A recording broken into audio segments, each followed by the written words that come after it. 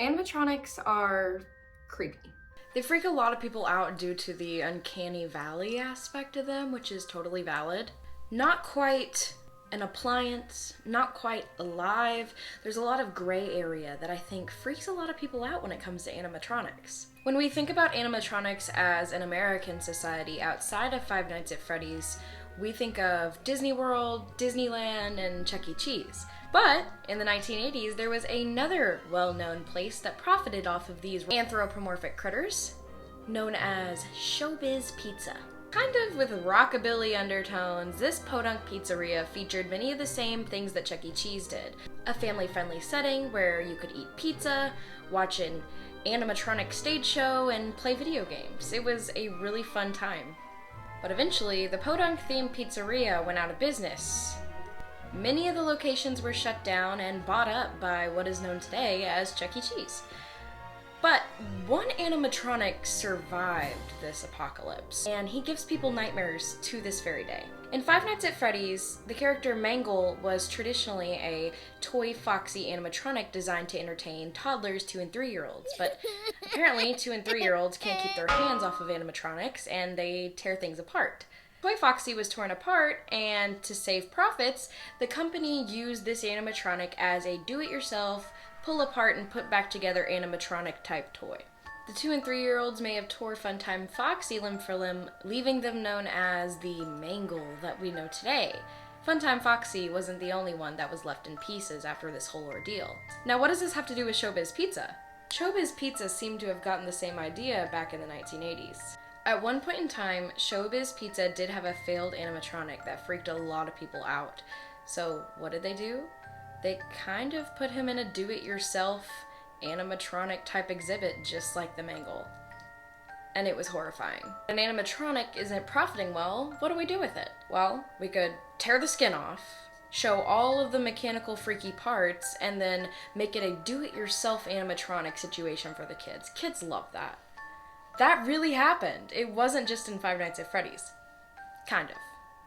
This is the story of Uncle Klunk, the most terrifying and hated animatronic in history. Welcome back to Melody Ever After's Recovering from the Five Nights at Freddy's movie, where I tell you a real-life story that actually mirrors an event that happened in the Five Nights at Freddy's game franchise. As always, I have no evidence that any of these stories actually inspired the Five Nights at Freddy's franchise, but it is really scary to think about how these real-life stories mirror the twisted events of a horror game. So let's get into it. In the 1980s, Showbiz Pizza was the big cheese.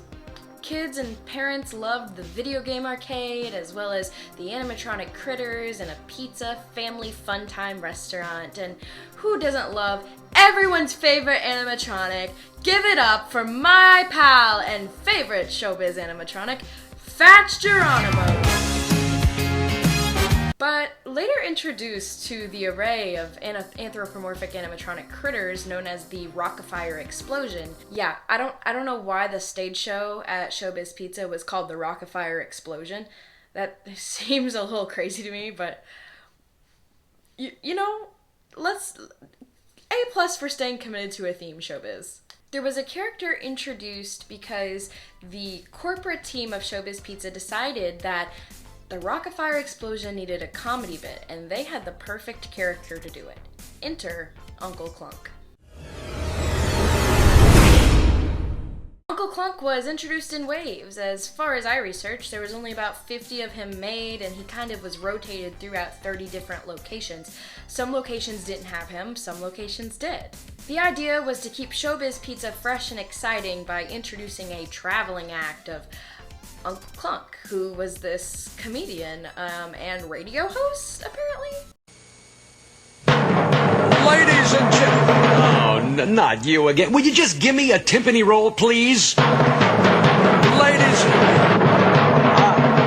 No. Cut it. Stop. Will you stop? That's it. Where's my...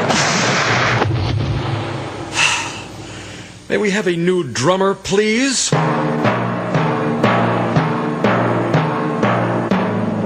Ladies and gentlemen, boys and girls, Despite numerous complaints to the local police department, Showbiz Pizza Place fearlessly presents America's favorite uncle. It's the Uncle Klunk Abomination! The issue was, he was no Conan, okay? This guy was creepy. I mean, Conan kind of looks creepy too, but everyone loves Conan. Most people love Conan. This guy had some issues. Everything about this kind of just puts me on edge, to be honest with you. People complained about an eyeball malfunction where Uncle Klunk would just kind of like flutter his eyes, kind of ghost blinking and stare at guests. Apparently it was very unsettling. And parents weren't too keen to this because he was kind of designed to look like a middle-aged man, and in a restaurant where it is designed to entertain children, a middle-aged man sitting in an armchair staring at kids kind of freaks some parents out, and I don't blame him. It would freak me out too. He also had this grating, flamboyant voice that people said was reminiscent of Goofy from the Mickey Mouse cartoons. Kind of like a kind of typical goofy clown silly man haha voice, and apparently it just wasn't pulling off. It wasn't giving what it needed to give. I also found a few comments about his phallic-shaped nose being a problem. Apparently, his nose resembles another body part that I'm not going to talk about on here, but I can see where that would also be a little bit unnerving when you're talking about a restaurant involving children. Overall, bad character design. This guy looks awful. Customers mostly complained about Klunk because he was the only human animatronic, which made him a little bit creepy. Here comes that uncanny valley kind of fear. He didn't have any cute or fuzzy factor like the rest of the Rock-afire Explosion did. He was this human animatronic, which a lot of people hadn't seen before, and he just was kind of this weird mix of like realism and cartoon. It just wasn't really pulling off that well. I personally don't know why they thought adding a human animatronic would be a good idea. Sure, a traveling comedy show is like really funny, put some even like adult jokes that go over kids' heads in there. I think you've got a booming business idea.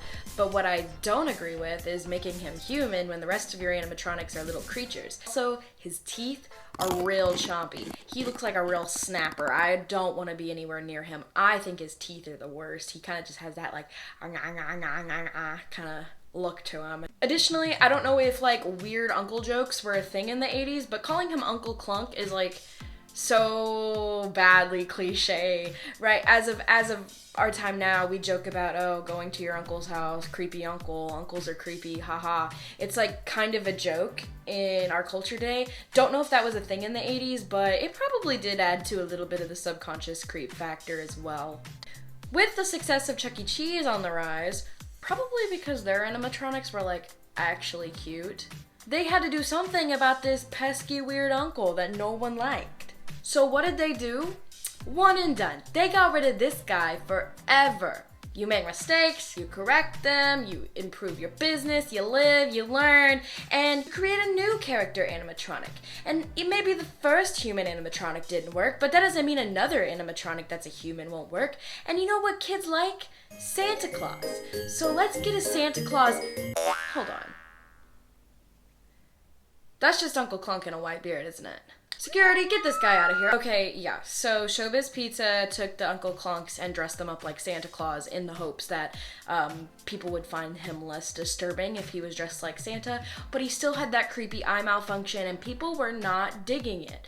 No one was fooled. Little kids did not want to sit on this man's lap, and I don't either. Alright, so Uncle Klunk didn't work, Santa didn't work. You live, you learn, you revise, you edit, you make mistakes, and you create a new character, and this new character... Yeah, it's just him in different clothes. Come on, this looks scarier than the first one to me. This character's name was Uncle Pappy. Uncle Pappy was a hillbilly holler type feller that really fit in with the whole rockabilly type vibes of Showbiz Pizza, which I'll applaud them for staying on theme, but I don't know. Uncle Pappy had a musical comedy routine where he would sing about Uncle Pappy's do and don'ts, where he tells kids to look both ways before crossing the street, and how to save your pennies, and a bunch of stuff like that. But he's still creepy. It's still weird. Now he's just an old coot. Also, the words Uncle Pappy kind of like are conflicting. It's like, is he my uncle? Is he my pappy? Am I actually related to this man? You know, it's actually giving kind of Uncle Grandpa vibes. Showbiz Pizza, you were a little bit ahead of your time on that one. Odd, you know, niche comedy isn't really in fashion yet, I don't think. I'll give you a little bit of a bonus for being ahead of your time. I hope someone is tallying the Showbiz Pizza bonus, but also negative 1,000,000 points for even coming up with the Uncle Klunk idea. You're a little ahead of your time, Showbiz. Uncle Grandpa was a very popular show, but it was also very disturbing. You'd think we'd learn. You'd think we'd learn about how scary it is for someone to be your uncle and your grandpa. Makes you think. Uncle Pappy didn't really make it out of the test stages. I think he actually only saw a couple of restaurants, maybe, if any. I don't really know. But in his testing stages, he was not perceived well by his audience. He still had all the functioning issues that Uncle Klunk and Santa Claus did. And he was not turning profits, and Showbiz Pizza was on a time crunch against the big cheese, Chuck E. Cheese, the man of showbiz himself, Charles Entertainment Cheese. They had to do with Uncle Klunk what they had to do.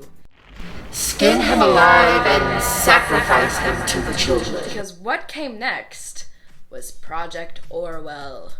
According to my research, you know, I kind of sound like that girl from according to what I've researched, I kind of sound like that girl from the Magic School Bus. It gets really annoying, but I just want to clarify that there may be other information out there. This is just what I've gathered. Project Orwell had one confirmed location in the United States near the Dallas-Fort Worth area. Project Orwell was an exhibit about the functioning of animatronics and how they worked and all the buttons and doohickeys. Uncle Klunk was skinned to the animatronic bone, either in half or in full endoskeleton mode.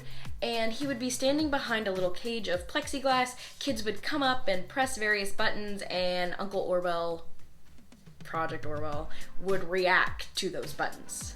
I wish I had some footage of Project Orwell in action, but unfortunately, I just don't think it made it that far in the business model.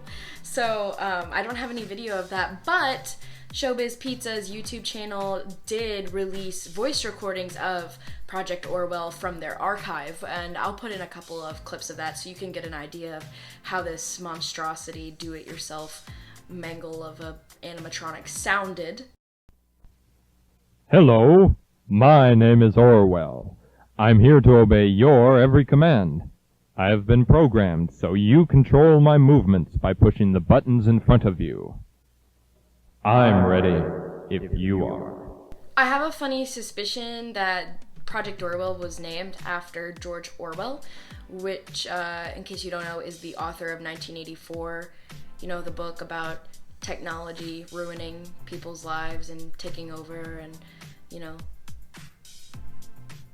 it's a really good thing to name your animatronic, I think, because if you're trying to teach people how fun that robots are, I think you should probably name them after an author who wrote about the horrors of futuristic advances in technology. That's just one of many things that make the whole Uncle Klunk Project Orwell situation a little heebie-jeebie for me, but, you know, throw that in the bucket because we've got a lot more gathered in there as of now. Eventually, either in the late 80s, early 90s, I'm not too sure, Showbiz Pizza had to close its curtain in favor of the man himself, Charles Entertainment Cheese, whose business was still booming and is still booming to this day. Do they even still have animatronics at Chuck E. Cheese? I haven't been to a Chuck E. Cheese since I was like 9. Showbiz Pizza shuts down. Since so many of these Uncle Klunk / Project Orwell / Santa Claus / Uncle Pappy, they're all Uncle Klunk. It's like in Lemony Snicket, where the Count puts on a different costume every episode or in every chapter of the book, and the kids are like, "That's the Count! That's him!" And all the adults are like, "No, it's not. That's the puppy shelter owner. He's such a feeble old man. You're being so mean, children." And the kids are like, "He's a murderer!" And no one believes them. It's that situation. We just kept dressing up Uncle Klunk to be something he wasn't. But because he was in so many different testing stages, he kind of was floated around. He was already designed to be this traveling comedy show anyway, because so many of them were rotting away in storage units and being sold by abandoned showbiz pizzas.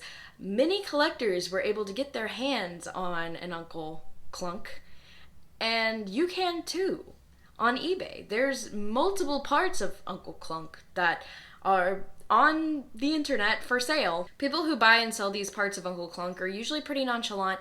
I found one account that I don't know if it's true or not. Someone claimed that they bought an Uncle Klunk part and they heard like a whirring and clicking noise, and they searched their whole office figuring out what it was, and it ended up being a part of Uncle Klunk that was alive. It wasn't plugged in, it was still moving. I don't know if it had battery or what, but I don't think that's true. I think there's been a lot of YouTube content about Uncle Klunk come out where they frame him as this Five Nights at Freddy's type animatronic that's involved with like missing children and hauntings, just because he's so creepy. I mean, they asked for it. Lots of stories about him being found and coming to life like Freddy Fazbear himself and chomping up some children. Obviously, those are just fan fiction / horror stories that have been written by people on the internet. But the truth behind these stories is, there really was a do-it-yourself animatronic with the endoskeleton exposed, where kids would watch him move and see the inside, very similar to the idea of Mangle in the Five Nights at Freddy's series. Not only that, but this animatronic was feared by parents and children alike. The Project Orwell, where you see his endoskeleton, was actually one of the most innovative and best ideas that Showbiz Pizza had involving Uncle Klunk, compared to like Uncle Pappy and Santa Claus. Imposter Claus. And at one point, there really was a do-it-yourself animatronic that scared children, struck fear into the hearts of parents, and stood proudly in a Showbiz Pizza, just like Mangle did at Five Nights at Freddy's. If you enjoyed this video, I'd really appreciate it if you liked and subscribed. You're watching Melody Ever After, and as always, I've got fresh, geeky kind of content every single week. If you like variety content, I would really, really appreciate it if you guys subscribed. Until next time.